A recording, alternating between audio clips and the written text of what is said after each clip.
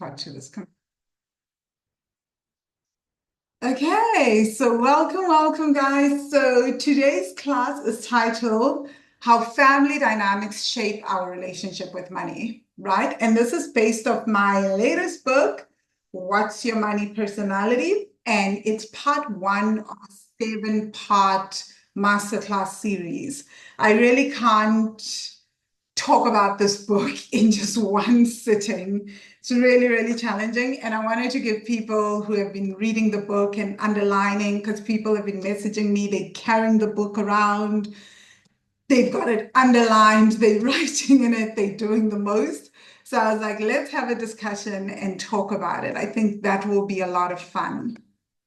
Okay, so if you've just joined, my name is Vangile, and I help mainly women of color heal ancestral money trauma so they can so they can fall in love with their bank accounts, increase their income, and various lives.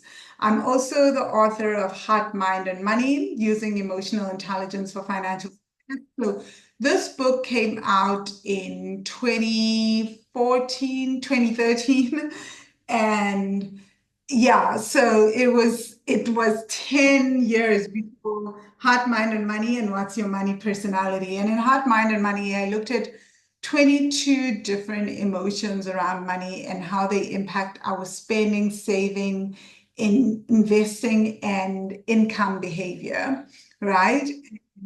The book took off, and it's what basically launched my career. And I'm also the author of The Next Level You Woman Money Journal, where I have I have 2 parts in this journal. I have part 1 and part 2, and I look at the link between the womb and money and guide women through connecting with their wombs, writing letters to money, really changing their relationship with money by changing their relationship with themselves and leaning into the future version of themselves, but also connecting to their wombs and taking action from whatever your womb is guiding you to do, right? And then there's What's Your Money Personality. I'm very, very excited because last week, Tuesday, I had a meeting with my editor, and she was like, oh, we want to have a meeting. And I was like, oh my gosh. She was like, let's have a meeting. And I thought, oh, it's going to be really bad news. The book hasn't been doing that well. And yay, the book is doing well. So that's what they wanted to let me know, that they've been receiving the sales figures. And the book has been in the top 20 of book sales in South Africa. So I've been very, very happy. I've been very, very excited. I didn't know that. I found out last week, and part of me, I think, is still holding my breath because I'm like still operating from what I thought would be not so great news. So that has been news that really excited me, which is also why I thought, let's have a conversation more in depth around this book. I've been wanting to do these masterclasses for a while. So as I've said, we're starting from the intro, but not in that order. There is no particular order. You'll see me going from one page to the next, referring to certain things. So just a little bit of background about me before we get started. I paid off $60,000 in debt in 3.5 years, and this was in 2014. I have not had a credit card for 10 years now. I cannot believe a little longer than 10 years, actually, because when I decided to go on my debt repayment journey, I gave up credit cards. But I haven't had debt in 10 years. I haven't had credit cards in 10 years. So I've been able to pay off debt. I've traveled, I rent cars, I do everything using my debit card. And yes, guys, it is totally possible to rent a car just using your debit card. There's a lot of misinformation out there.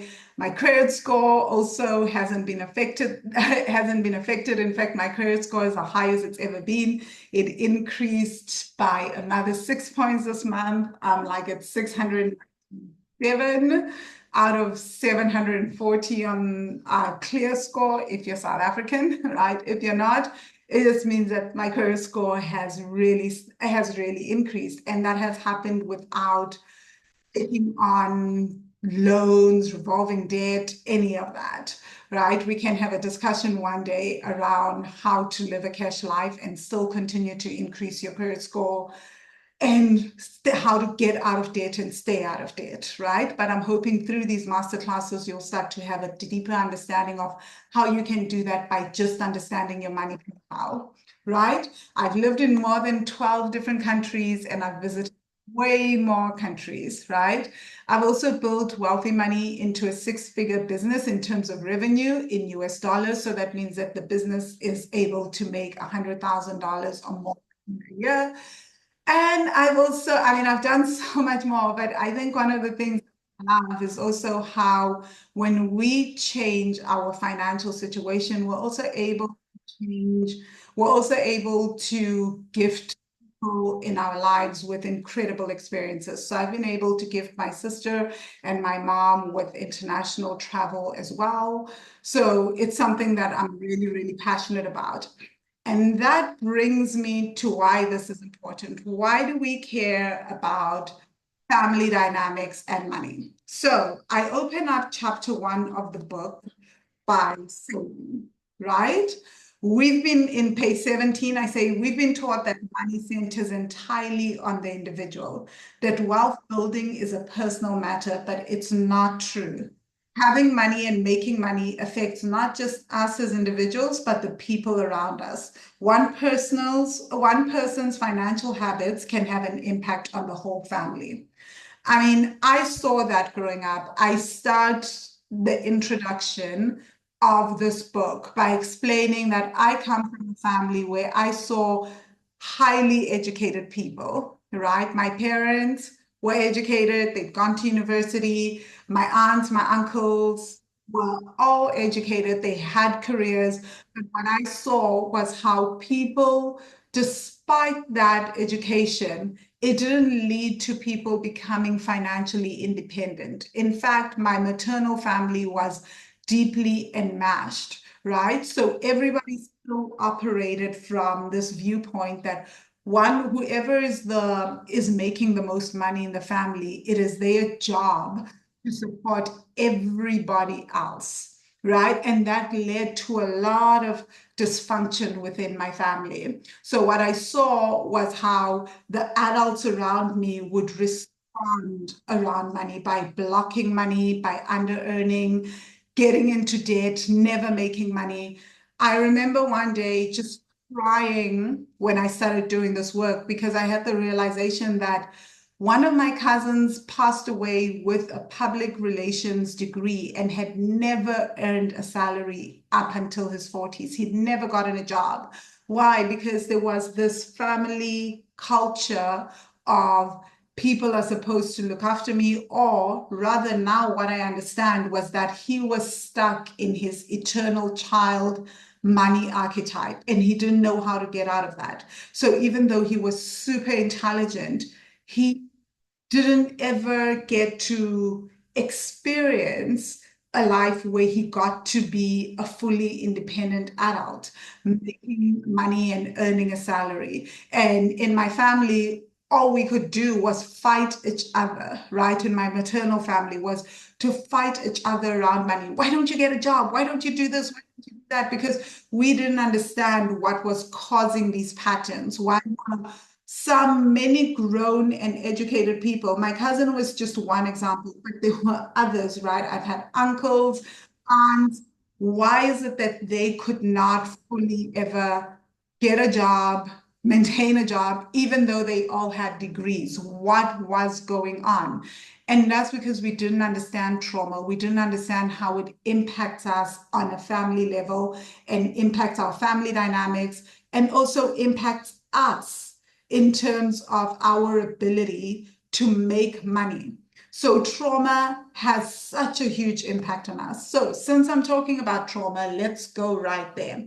So what is trauma? Before I even explain what ancestral trauma is, let me start by explaining what trauma is. Most of us think that trauma is the big in our lives, right? And I feel like I have to keep saying this because no matter how often I say it, someone will say to me, but I don't understand why I am this money profile or archetype, or why I'm having these responses around money. I had no trauma growing up. A lot of us believe that's because we think that trauma is the huge things in our lives, right? It's we saw people getting beaten up, we got beat up, parents lost jobs, all sorts of hectic experiences. But trauma is also the small things that happen to us. So the simple definition of trauma is an event that happened to you and that happened too quickly for your nervous system to integrate or process, right? So trauma to a two, and that's why trauma is so subjective. Trauma to a 40-year-old may not be trauma to a 2-year-old. So let's say that you've got small children in the house. If they are different ages, what a 2-year-old experiences as trauma, your teen may not experience as trauma because the teen has a more developed nervous system and they are able to process at a nervous system level the events that they're seeing, whereas a 2-year-old may not have that ability. Right? Their nervous system isn't that developed, their cognitive abilities are not that developed. So it impacts the way that they process information, right? So this is why, and it's also very, very important to understand that trauma is also something that is an event that can also leave us feeling helpless, right? In that, like, it is an event that just leaves us feeling powerless and it robs us of our power. So sometimes when parents constantly tell a child, an example of this may not look like a trauma on the outside, but a child is constantly being told by an adult, my word is law, my word is law, and you're constantly overriding your child's sense of self-empowerment. That is also trauma, right? So again, trauma is not always the big things, and it's not always so instantaneously visible to the naked eye, right? And trauma can also be an event that happens too quickly for us to process. So one minute we're doing something, the next minute life is happening and things are happening at such a fast rate. So imagine you weren't primed for your mom losing her job, losing the house, everything. You don't know any of that as a child. So all this happens within a space of like 1 or 2 months. It can be overwhelming, even for the grown nervous system, to process all that. I've lost my job, I've lost my car, I've lost my house, all of that. It's because it's happening so quickly. And for a child without resources, that can really be overwhelming, and it can be something that just sits in your nervous system, right? Unprocessed and unintegrated. And so when we experience trauma, and there's a lot of us just going around with different events in the nervous system that haven't been fully integrated, haven't been processed, haven't been questioned. So as a result, on an energetic level, and we'll explain the practical ways as to why we keep repeating patterns, right? But on an energetic, all those quote unquote memories and scars start to attract more of that, right? So we start to attract events in an effort to try and process this trauma. Or rather, the most practical way, because that's the mainstream lingo, right? But really, what is happening is that the nervous system, because this has not been processed and integrated, nervous system, your nervous system will always seek what it knows and what is familiar, because all those unprocessed events, the nervous system keeps going. The mind and the nervous system work together, and every time an event is happening, you go into your memory bank and you keep retrieving certain events, and you're being told, your nervous system is going, yes, I experienced these events, and experiencing this is what kept me alive. So your nervous system isn't here to get you the best amazing experience in life, to help you live your best life. It is here to keep you alive, and it keeps you alive by going back into what is familiar. So it will keep you in situations that feel familiar. So if you grew up in a household where there was fights around money, find yourself in a marriage where there are constant fights around money, if you grew up in a household where people never resolved conflict, you will find yourself in a house, you may find yourself as an adult where nobody ever talks about their feelings and conflict is never ever resolved, right? So, what does any of this have to do with ancestral trauma? Glad you asked. Let's talk about what ancestral trauma is and how it relates to financial beliefs and behaviors, right? So remember what I said about your nervous system going back to what is familiar?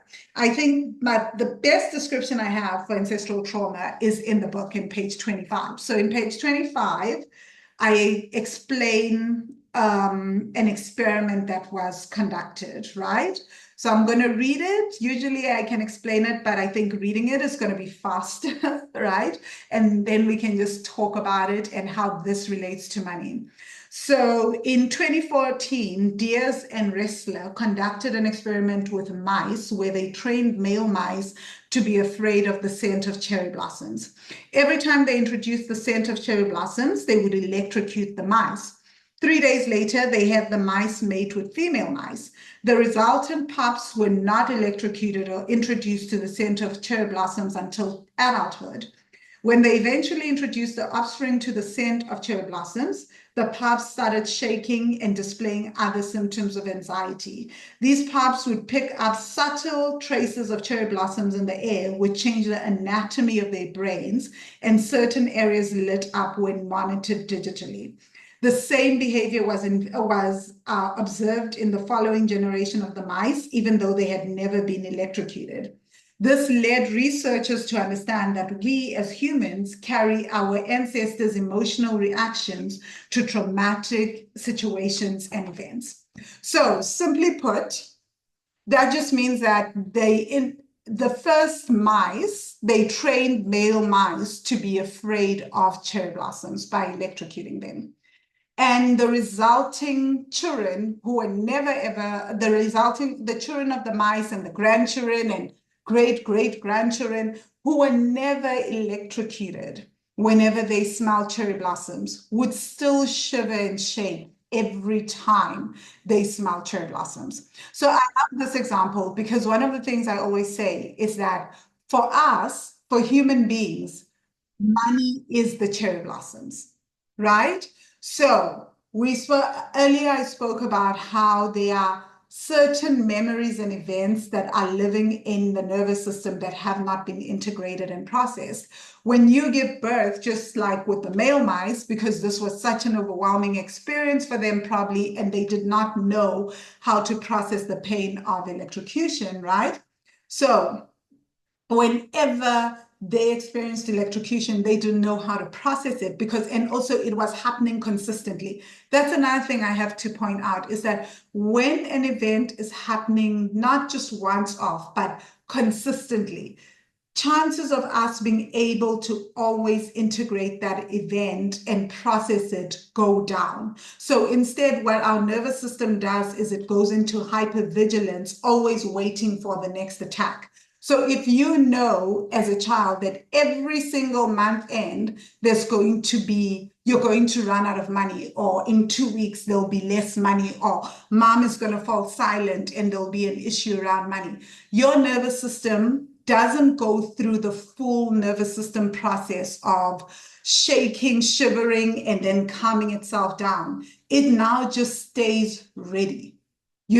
And that becomes a problem because now your nervous system is trained to be in hypervigilance around a specific event. And that means that that's how you're living, always ready, always in hypervigilance, always ready to react to a particular situation in a particular event, right? So this is literally what was happening to these poor male mice. So when they had kids, the kids were also inherited that within their DNA. It was encoded in their DNA that when you now smell cherry blossoms, you should always be ready. Go into hypervigilance. Even if the electrocution is not happening, be ready for electrocution. So the nervous system just went straight into, I'm waiting and I am ready, you know? And so for most of us, that is what is happening when it comes to, that is ancestral trauma at its core. And when it comes to money, this is what's happening. So even though some of us, like I have clients who are trust fund babies, have never ever experienced starvation, but they feel that they are about to run out of money, even if they've never experienced that. Why? Because they are tapping into memories from ancestors that have run out of money.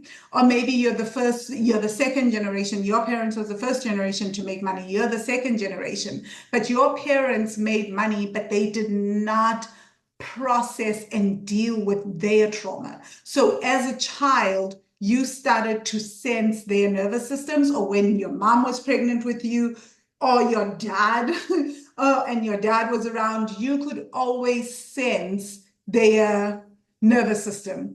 But even in what I love about the male mice story is that they literally used male mice on purpose, because if they used female mice and electrocuted the women, we would say, of course, it's womb trauma transferred. We understand that. But with men, it was literally they are the contributing factor to these little mice, right? But they weren't carrying the babies, but the babies still inherited that hypervigilance around cherry blossoms. So most of us don't even know why it is that we're responding to money the way that we do, right? When I was struggling with panic attacks around money, there wasn't always something happening in my immediate environment to make me believe that, oh my God, I was going to run out of money. In fact, I was earning $2,000 a week, working 10 hours a week, 40 hours a month, making $8,000 a month. So that was $2,000 a week. I was making good money, but I couldn't see it because I was hyper vigilant, and all I could see and remember was the sensation of being in my teens and my family always running out of money. So what money would trigger for me was that anxiety and nervousness and panic around running out of money. It had nothing to do with what I was dealing with in front of me. Right? So that's one of the things that you need to understand when it comes to ancestral trauma, right? Is that some of these things we have inherited from other people, just like with the mice, right? And we're behaving in certain ways and we don't always understand why we're behaving that way, which is why the work is at a nervous system level and also at an ancestral plane. Hey, Dumi, you're asking, will this be on YouTube? I will put it up. It won't be on YouTube per se, but it will be on Wealthy Money Academy, and I will make this freely available for people. And eventually I will make it into a podcast. So Jahudi, you say small T trauma is the worst. I agree. Small T trauma is the worst because most of the time it's what most of us carry, and we're so blindsided by it, we don't even know it is there because it's so small and so tiny, we don't even connect how it impacts us, right? So for example, a lot of money trauma, most of us won't relate seeing our mothers struggling with the budget as money trauma, because what is so traumatic about that? Because we haven't understood nervous system co-regulation, right? So next slide.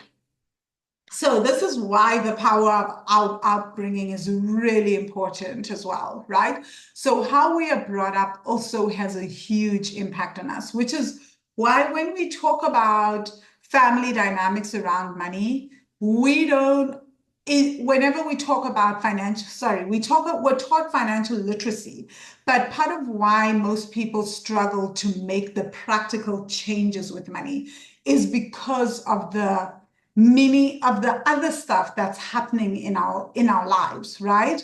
Our upbringing, how we were brought up, what we learned about money by observing our parents' behaviors and attitudes, right? So what I learned about money is that you don't set money boundaries. It took me up until my 30s and doing this work to really understand how my upbringing shaped the decisions that I was making around money. Growing up, I saw adults quit their jobs to protect themselves, right? So when I started making money and people started asking me for money, guess what I did? I literally quit everything that I was doing. But not only did I quit, I also energetically blocked money for years. I spent 2 years not making anything. And I started a company, and for 4 years, so I started my company during my MBA program. I did my MBA at the Simmons School of Management in Boston, Massachusetts. So for 4 years of my life, I only made $500 in that 4 years in my business. I made $500 only. That's about, at the time, that was about 7,500 Rand. I was living on my friends' couches, and on the other side, I was doing the tutoring, but I refused. And that's also why I refused to acknowledge that, wait, I'm making $8,000 a year in this other business. I refused to register it. I refused to acknowledge it. And I would give it away. Why? Because my thing, when I growing up, I had seen how when people make money, there's a lot of envy within the family, but not only is there envy, but there's a lot of arguments and fights. And the way that the adults around me dealt with that, either go into fight mode or they would quit their jobs. And I talk about this in chapter 3 of the book, right? In page 3 of the book. So I say, when I was in grade 12, my maternal grandmother passed away and my uncle resigned from his job, leaving us in his house, which he owned, to rent a place far from us. I realized later that he had resigned simply to free himself from the financial burden of supporting the family. With my grandmother gone, he felt he could finally live for himself. So for me, as an adult, that is the only way that I could think of to protect myself. But imagine I'm in my 20s, I've just graduated with an MBA, I can't find a job. I couldn't understand how to say no. The idea of saying no felt wrong. The idea of setting boundaries would bring me to panic and terror. So as soon as money came into my account, I had to get rid of it so that when people asked me, hey, can I have money? I could say, I don't have money, because that's also how I had seen my the family members that were doing well, like my mom and my uncle, set their boundaries. They just would say, I don't have money, right? They wouldn't say no and just stop it at that. And they would always take on more responsibility. I remember one day like doing the God wound from the Money Magic course and having a full-on shaking moment. At this point, my cousins had already passed on, and I hadn't spoken to my maternal family in so long, in over a decade. But my inner teen was still scared after longer than a decade, like freaking out that if I make money, then everybody will come live with me, and I will be forced to look after absolutely everyone, and I'll lose my freedom, and I won't be able to continue to travel. I won't be able to do the things that I want to do. And that turned out to be one of my major blocks to actually making money in my business, because all I had seen was you quit your job, you even leave your family in your house, move out of your house to get peace. You don't set boundaries. Boundaries are basically dangerous, right? So people have like huge responses, like really big and intense responses around people setting financial boundaries. So I grew up with the fear of setting my own financial boundaries because I had this deep fear of rejection, right? And I wanted so deeply to belong in my family. So really understanding how your upbringing, how you saw your parents behave with money and their attitudes around money is super important. And I know in South Africa, people quitting their jobs to get freedom from family members is huge. By the way, it's also a thing in Japan. I talk about that in the book, how people in Japan literally pay agencies to help them disappear so that they don't have to deal with debt, don't have to deal with family pressures, because we are not taught how to talk about money. And yeah, so Gugulet, you say, I've never seen my mom running out of money, but I still have a fear of running out of money. Very interesting, right, Gugulet? It may be nice to talk to to your mom about that, right? Find out if she had a fear of running out of money, right? And we'll talk about that in a second, about nervous system regulation and nervous system co-regulation, right? Co-dysregulation, right? And Tandazo, you say, sounds like I need to go deep into unpacking and dealing with trauma because I can relate to so much of what you're talking about. And Tembagazi, you say, I relate so much to this, to a point that at times when going home, money will just vanish. Oh yeah, that is a real thing, right? And I'll explain that maybe in other classes. I'll touch on it later today. So you say this is because everybody's looking for it. Exactly, Tembagazi. And my inner self is protecting me and trying not to have it, no matter how much I had before going home. Amen. That is so true, Tembagazi. Like, honestly and truly, most of us, I don't know if people have experienced that when you go home for December, suddenly money just disappears from your hands. You become a broke person. It's one way that we learn to protect ourselves. But that's also because we haven't been taught other ways to protect ourselves around money and how to set boundaries around money, right?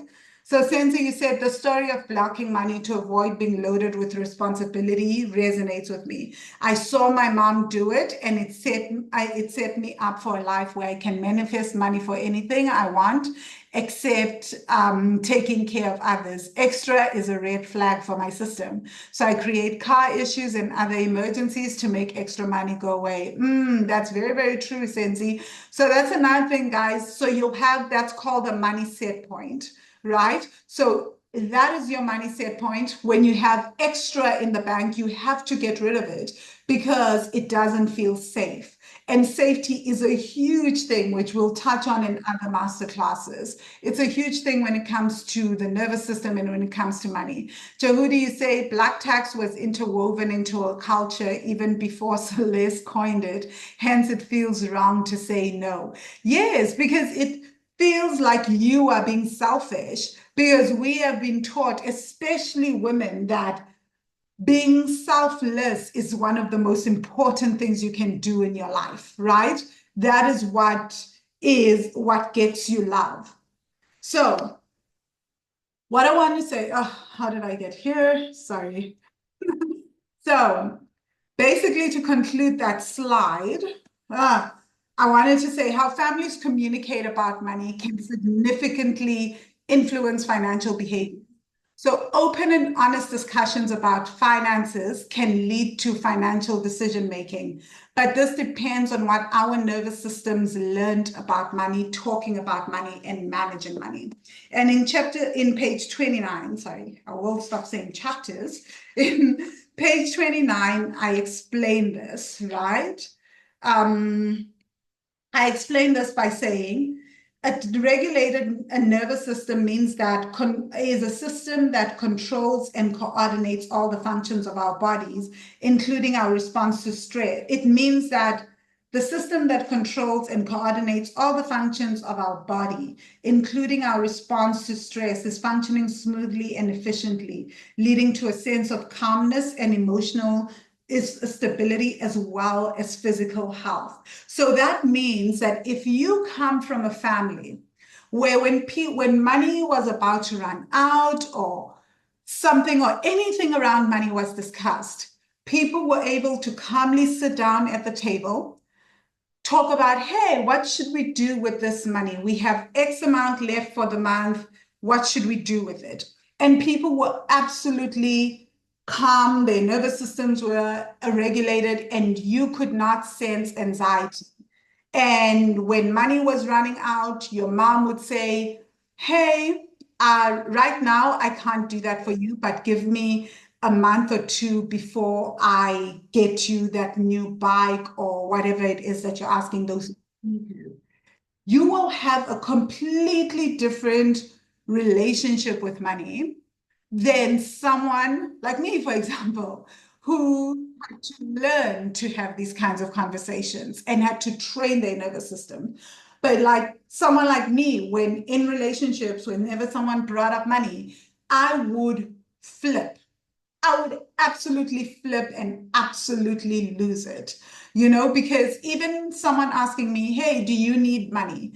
I would go into a full on freeze mode, go into the corner, start shaking and shivering. Why? Because every money conversation for me and for my inner child had resulted in some type of battle, had resulted in verbal abuse, physical abuse, emotional abuse, had resulted in something super, super crazy, right? So we could not really talk about money as a family, right? And so when you can do that as a family, that increases your chances of building generational wealth. Why? Because everybody's calm. And when people are calm, you can tell people, hey, wait a week.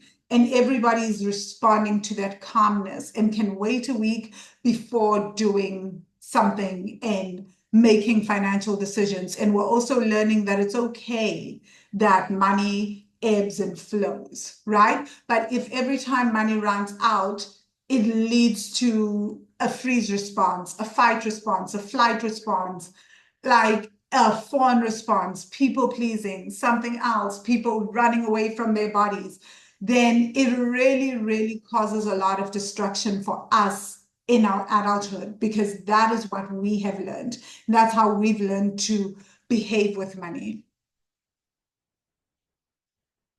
Okay.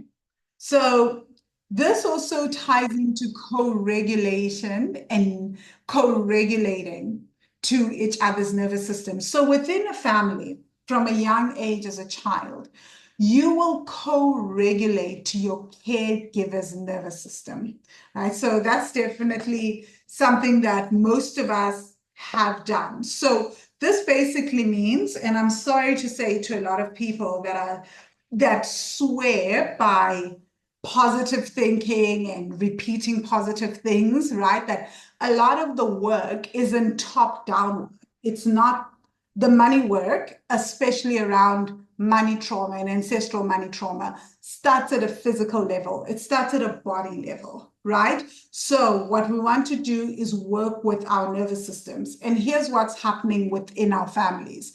Often we think just being positive and thinking and speaking positive words and responding in a positive manner when money is concerned and whenever we speak to our kids is enough.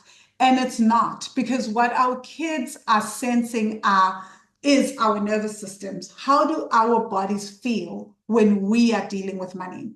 So nervous systems learn from other nervous systems. They learn from each other. So if every time you are talking about money in a positive manner, but your nervous system is feeling anxious, your child is literally listening to two different things. One at a body level, they are sensing your nervous system, and the other, they're listening to your words. And that's so, I don't know how else to put it, but it's like it causes cognitive dissonance as well, right? Because it's now like, wow, mom is saying one thing, but the body is saying something else. And guess what the mind and your entire physical body has been trained to do? Your physical body is trained to keep you alive. The nervous system, the mind, everything is trained to keep you alive. So if your nervous system is going crazy and completely anxious, that is what supersedes everything else. That's what your child is paying attention to. So this is why, even though some of us may have grown up in households, some people may have grown up in households where money was never an issue, right? Like someone just commented, I never ever saw my mom run out of money. But if your mom had the fear of running out of money, and you now find yourself having a deep fear of running out of money, you probably co-regulated to your mother's fear of running out of money.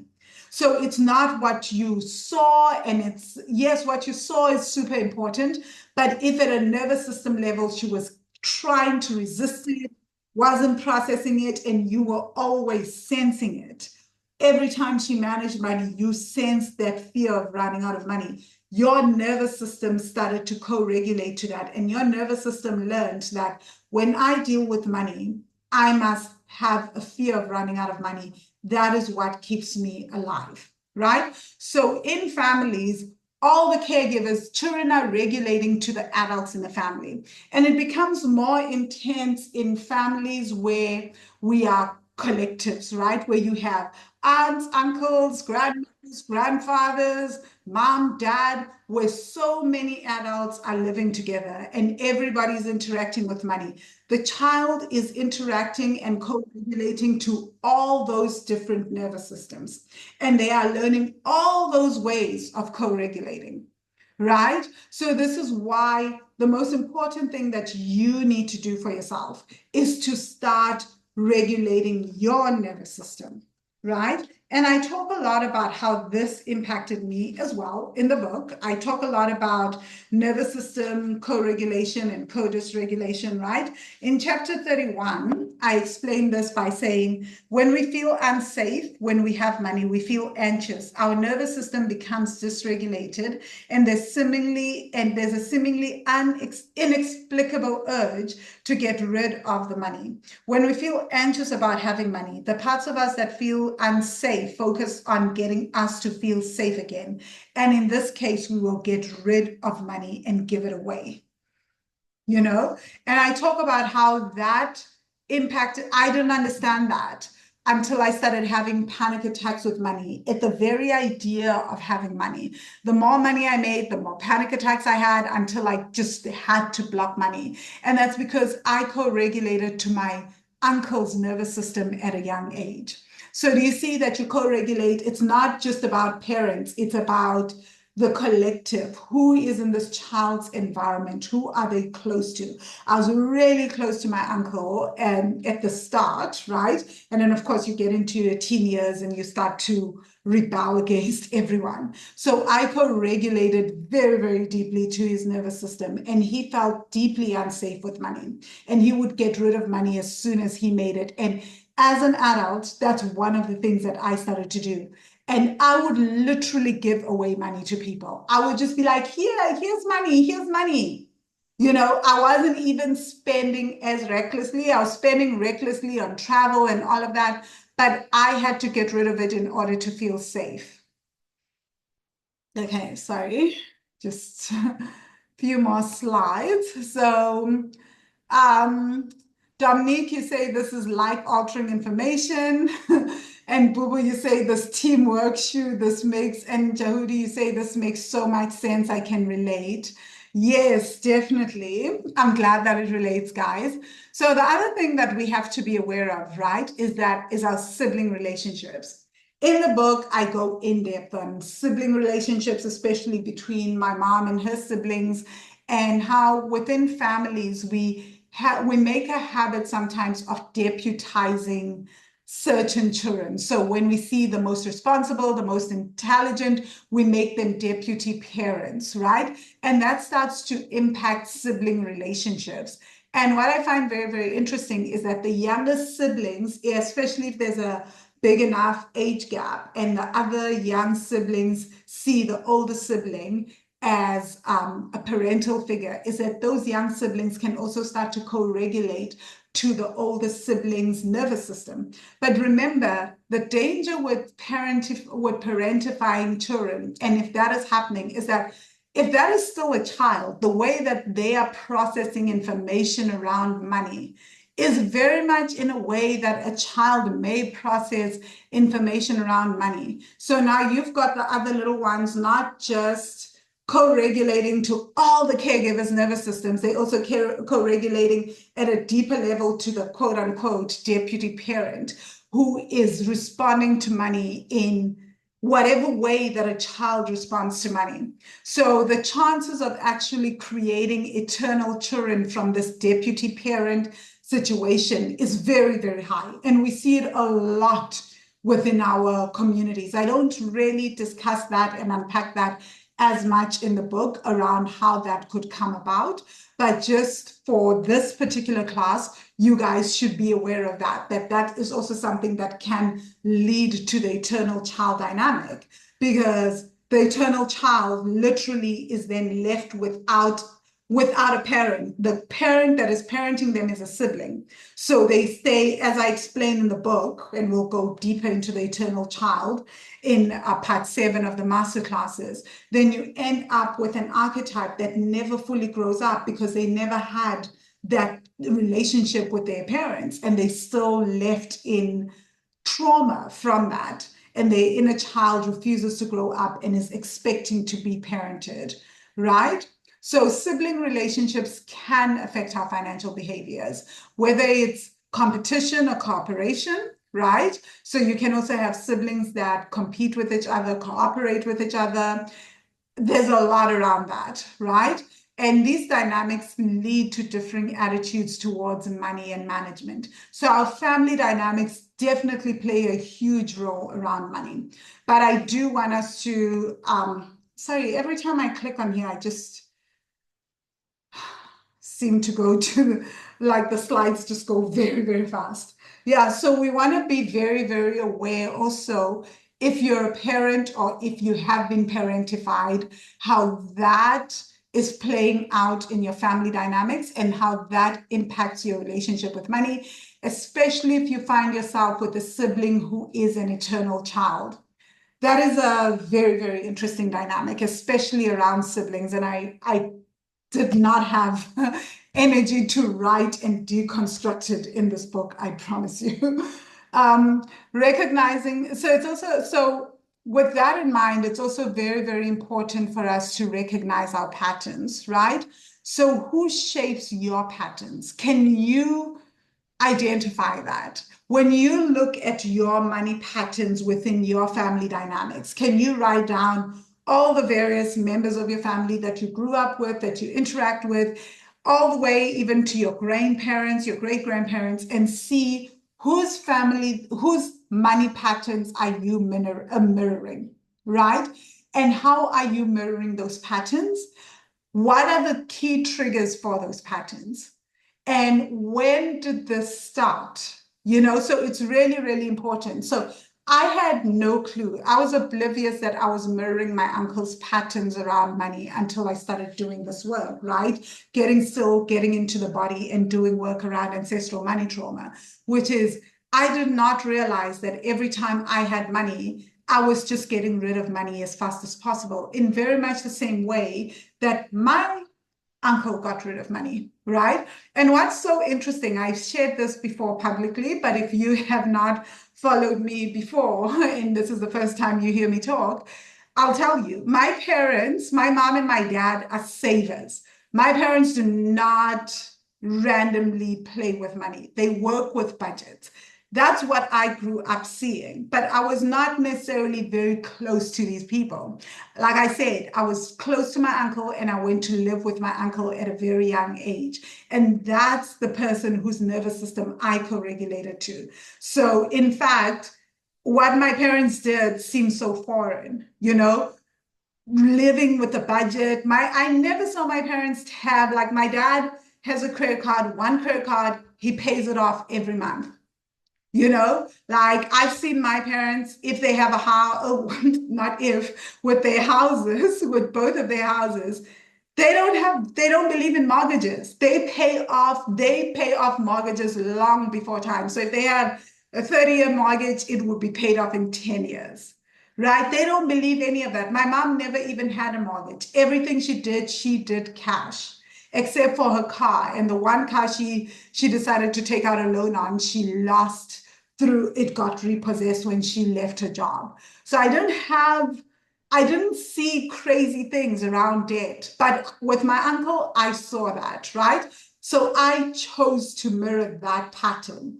I co-regulated to his nervous system. So when it came to debt, I was like, credit cards, borrowing money from everyone. I just had debts everywhere. If you were my friend, I owed you money. That was a fact, right? So it's important to understand whose patterns are you mirroring, and then really study those people's patterns, right? Because if you're already mirroring their patterns, studying them is going to give you insight into yourself. It's not about self-judgment.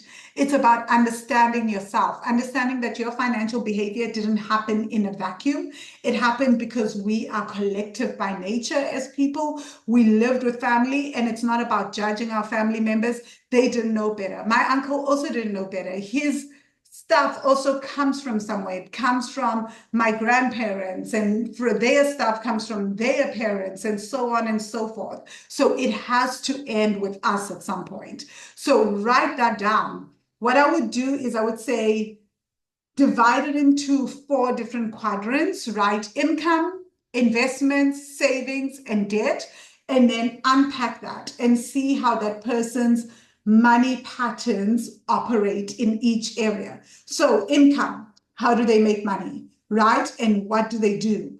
Do they lose jobs? Do they keep jobs? And then look at, am I doing the same thing, right? Debt, am I doing the same thing? Spending, am I doing the same thing? Savings, investments, am I doing the same thing? So, okay, there's a bit more in those columns than what I mentioned, but you get the picture. That's going to give you an understanding of who you are. If you have a sibling that was parentified or is a fixer or whatever, you may also want to do that, right? Because often the younger siblings look up to the older siblings, and then you want to look at, how am I mirroring some of her patterns, or how am I rebelling against some of his or her patterns? So it's not just about, so when we mirror, we are operating from a vow of loyalty. I will not be discussing vows in any of these masterclasses, except maybe in one, because I think I talk about it in the book. When we mirror someone, we are operating from a vow of loyalty. When we rebel against behavior, we operate from a vow of rebellion, right? So, I say, thank you so much, Van. I'm writing a book together with doing work on the God wound. I will definitely quote you on my book, Let the Conceptualization of This, discovering also this part of my money trauma, centering it around the God wound. Both my parents, my mother sacrificed her happiness and could manifest so much. My father manifested so much. Both gave it all away. Both supported extended family members, and we were so cash poor. Wow, sending so deep, deep hugs, Nantianjabo, right? That's got a lot to do with family dynamics, and it impacts us. And yes, so for anyone wondering what the God wound is, it is a body of work that I teach in the Money Magic course in lesson 17. And I also talk about it in What's Your Money Personality, right? So I will cover it in coming masterclasses. Nantawego, you say the greatest trauma for, I guess you're saying for me, has been the pedestal syndrome, which relates to internalizing the socially construed notions that are passed on to us, putting us on a pedestal. The more I spent on others, especially family, the more I in turn kept going higher and higher on the pedestal. Oh, yes. Pitching in even when not asked, thus further creating another trauma of the need to be needed. It just spiraled into a very painful state that was ended by the falling flat on my face with no money and no one to support me thereafter. I'm currently starting from ground zero. Oh, I'm so sorry, Nontobego. I'm sending you deep, deep hugs. But it does sound like you are the sweet one archetype, which we will be unpacking in part 3 of these masterclasses. So definitely join. It will help you understand what is the driving force around the need to keep pitching in and be put on a pedestal, right? We'll have to talk about external validation and the not good enough wound. So Tembagazi, you say, this leaves me very confused, and I'm thinking I may have taken from all 3 caregivers. Yeah, you could have taken from everyone, Tembagazi. There is no one person that you took from, right? Guys, we are not linear. We're not small as people. As humans, for us to get here, people are saying that there's like, I don't know, like thousands and thousands of ancestors that contributed to us, right? And then, like, so think about all that. We are the makeup of all these incredible and not so incredible people, right? So you don't just take from one person, because you're constantly co-regulating to your various caregivers, especially if you grew up with many people in the household. And that's not good or bad. It just is what it is, right? So you say my two older aunts, then mom, whom I spent very little time with, yet so much relationship to money happened and traumatized me. I'm figuring myself out. I see pieces and pieces all in me. Perfect. So then, Tembagazi, you look at every one of those people, right? And you are in the Money Magic course. So there's a shortcut to this if you are in the Money Magic course, Tembagazi. I think it's lesson 20, the vow of loyalty meditations. Just keep doing the vow of loyalty meditations, right? That will make everything so much faster. You don't even have to do the worksheet that I gave you. Just do those meditations consistently. So from these dynamics, we can start to see how our family dynamics around money start to impact us, right? Like how our family dynamics start to impact our money. And here's where it becomes very, very interesting. When I was writing the book, I learned that even the household that we grew up in, if we grew up in a single parent household versus a two-parent household, it impacts the way that we the way that we manage money. It impacts our relationship with money very, very deeply, right? So actually, sorry, this is page 18. I have to read this to you guys, right? There's a study by a guy called Kolile and Tony. I talk about it in page 18 of the book. In the book, he explored the influence of family on financial decision making. The author conducted a study on 360 students at a university in the Eastern Cape, South Africa, and found that family structures play a significant role in shaping financial behavior. According to the study, students from households with higher income and education levels have better financial socialization technique and behaviors, such as saving and investing, compared to those from lower income and less educated households. That's to be expected, right? You almost expect that. But here's something that was very, very interesting, right? The research found that students from single-parent households tend to have lower levels of financial literacy and self-confidence compared to those with two-parent households. And I found that very, very interesting. So then in chapter 3, I interviewed my sister, Hani, who's a Sangoma, on just ancestral trauma and money. So for those from abroad and not South African, a Sangoma is a shaman. So I wanted to understand her understanding of ancestral trauma and money and all of that. And I did not share my research with anyone that I interviewed or used as a case study in this book. So when I was interviewing them, right? So what I found very interesting, I literally quoted Honey verbatim. Everyone that I interviewed in the book as case studies, I quoted them verbatim. And Honey says something very interesting. She says in page 39, when a person comes into my practice and their parents were married and have observed those ancestral rites, you cannot compare that person's good fortune and how easily they move through the world with someone who's born out of wedlock and maybe third or fourth generation of people born out of wedlock. The two do not compare.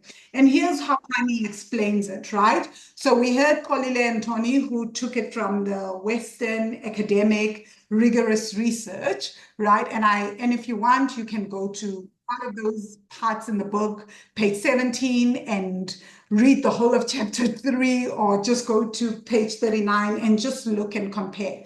So one of the things that Hani said was that when we know both sides of our ancestral lineage, we are able to tap into both sides and start using their wisdom. We're able to tap into ancestral wisdom, not just from our mother's side or just our father's side, but use both. We are able to call on that lineage at any time, and then we are able to understand ourselves and understand who we are, what our key strengths are. And that impacts us at a very deep level, not just spiritually, but apparently also financially. So the research, even though it comes to a different conclusion, how we understand it in terms of ancestral work in African culture, this is why it's the ability even to be able to tap into two lineages and to be able to use that. So use all that knowledge,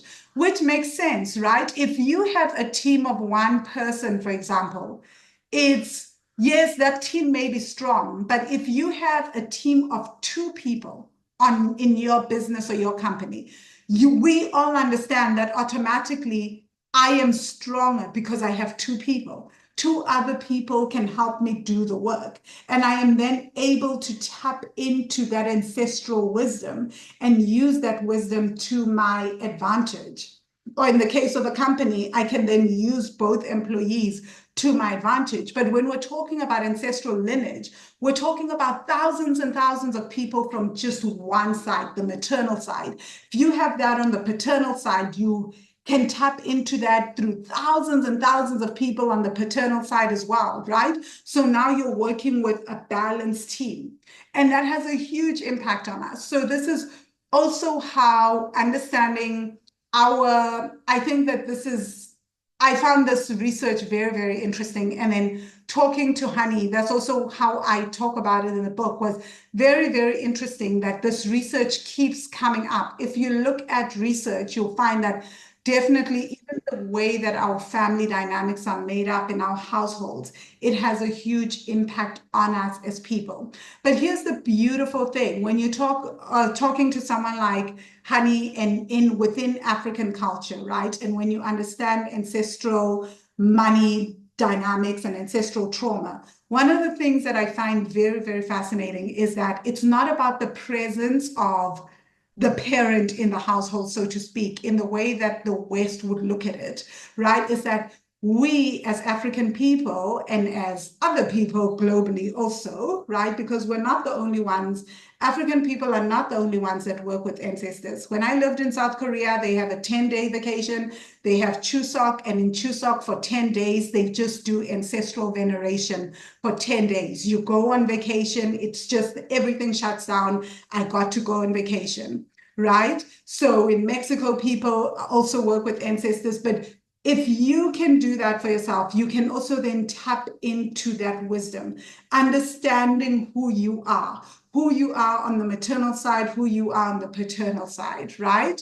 And even if you don't know your people, you can still do work to meet your people in the spiritual plane. You can still connect with them because they are part of you within your DNA.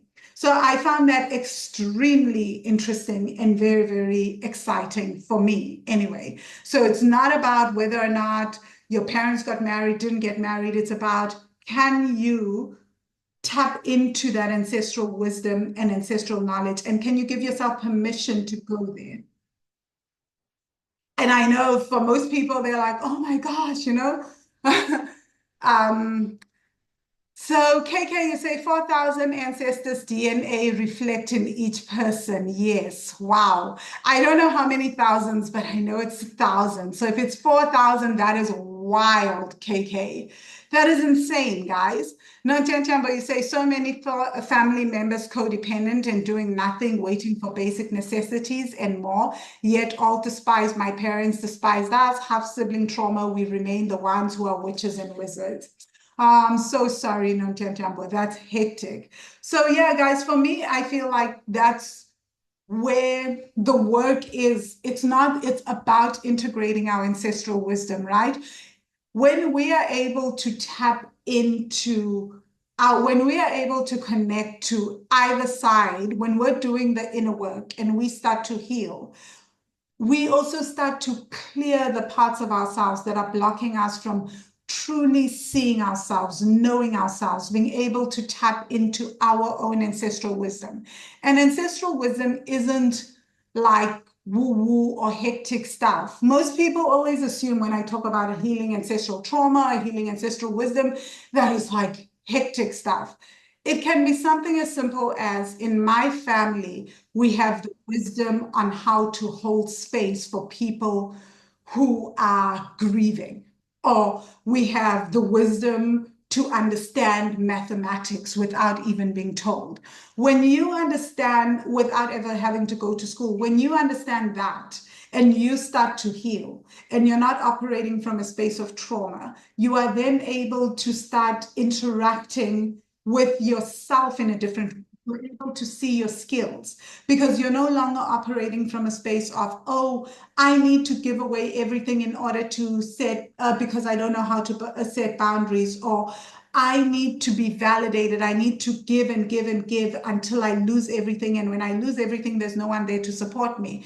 No, because now you're operating from a space of wisdom that if I don't look after myself, even if people call me selfish, then I'll be left out in the cold and I will end up with nothing. And the people that I'm trying to save or that I'm trying to look after will have no other breadwinner to look after them. So putting myself first is actually a critical and important thing. Taking care of myself and doing self-care is important because if I fall, then everybody else falls, right? That is also wisdom. And that is a deep understanding. So really being able to, when we start to heal our trauma and we start to understand our family dynamics around money and how they impact and how trauma has shaped our family dynamics, we can start to heal so that we can start to leverage our family skills and start to leverage the experiences that we had in order to do better financially, right? So in conclusion, I want to say our family dynamics profoundly impact our financial behaviors and decisions. By understanding these connections and why we behave the way we do, we can make better financial choices and foster healthier family relationships, right? So if anyone has any questions, feel free to unmute yourself, type in the chat section. In the meantime, I will say, this is the book. You can buy it if you're in South Africa on Take-A-Lot and anywhere else in the world on Amazon and anywhere else in the world. There's also all major bookstores around the world have a copy of the book. If they don't have it in bookstores, just go ask them for a copy of the book, right? And you can also get the ebook in different stores internationally, right? So it's on Kindle, it's on Google Books, it's everywhere, so you can get it. If you're in South Africa, there is a lovely, lovely bookstore where I had my book launch in Johannesburg. It's called the Book Circle Capital. This is the link, and the owner is Suella. And I told her that I would be doing these masterclasses months ago. She probably even forgot. And I will tell people that they should go buy from her, mainly because she is an independent bookstore, and I did do my launch there, but also I know for a fact that they deliver very, very fast. So some people have said to me that they have to wait a little while before they get the book when they buy on another platform, right, on other platforms. So Book Circle Capital delivers very, very quickly. That I know. And if anyone wants to know more about one-on-one coaching with me, working with me around their ancestral money trauma, healing ancestral money trauma and family dynamics, that is literally what I do. I do have one coaching spot available at the moment for one-on-one coaching. You can reach out to me and I'll give you more information. I do charge $10,000 for people to coach with me for 4 months. So if that is calling you, we do very in-depth work. I also do meditations with you. You don't have to do any of this on your own. And you also get a WhatsApp conversation with me on a daily basis where I check in with you during the week, every day, and we check in on what's coming up with the meditations, what's happened, what's showing up for you, all of that good stuff. And of course, if you want to learn about any of my courses, feel free to reach out. We do have another 6 parts of this masterclass remaining, so I'm going to stop the screen share and answer questions. Nontabeka, you say, how can you get it to Eswatini? It might be, do you guys have exclusive books, Eswatini, Nontabeka? If you do, then you go to exclusive books and it should be there, or you just ask them to order it for you. The other thing is just get the ebook, maybe Amazon. right? I don't know if Amazon delivers to Eswatini. Let me think. Also go to, okay, then go to this link. There's going to be on here, my publishers gave me all the various bookstores that have it around.